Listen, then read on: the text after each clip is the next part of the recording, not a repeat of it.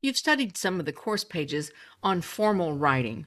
Formal writing includes perfect sentences, elevated context, and the content is written in formal language.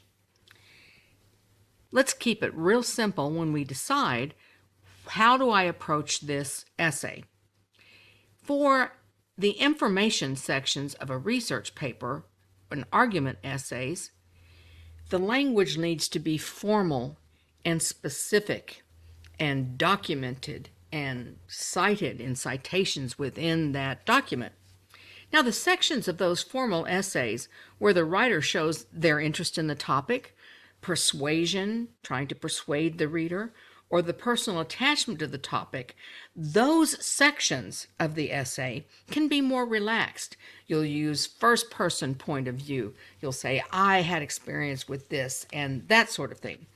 The main thing to remember to keep it really simple is formal writing does not involve any emotions or empathy in the content of that paper. Now, once again, when you get into writing something, there will be parts of that essay that are personal and empathetic. If I'm writing about some cancer patients and I want to write about a certain proposed method of treating cancer patients, of course, there will be some parts of that essay where I want to show my compassion, my interest, and so forth.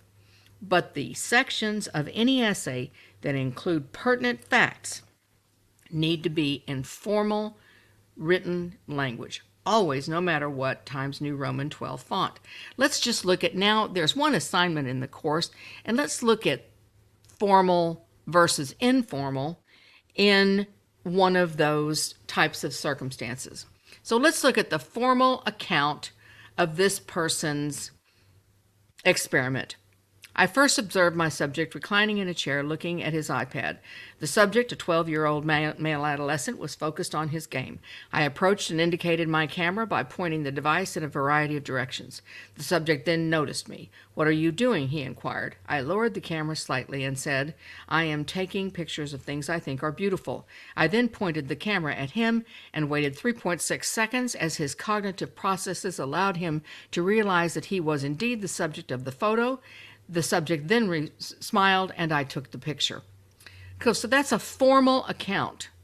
But now let's kind of ease that formality just a little bit and write the same thing a little bit more personable. My 12-year-old son Jamal was sitting in our TV room recliner playing a game on his iPad.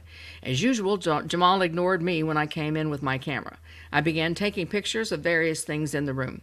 Jamal's attention changed to me. "What are you doing, Mom?" He peered over the top of his iPad. "I'm playing a game here." While Jamal frowned, I smiled and said, "I'm taking pictures of things I think are beautiful." Then I pointed the camera directly at him. After a few seconds, he realized that I meant him. I caught his expression in the photo below. Do you see the difference? So formal writing means that I'm delivering facts, I'm indicating pertinent information, documented information, factual information, formal sentence writing. When I add the important information in anything that includes me, my compassion, my interest, then I can relax that formality. Not going into something that would be like a text message or something that would be like a little sketchy email, but I mean relaxed in the language that I use.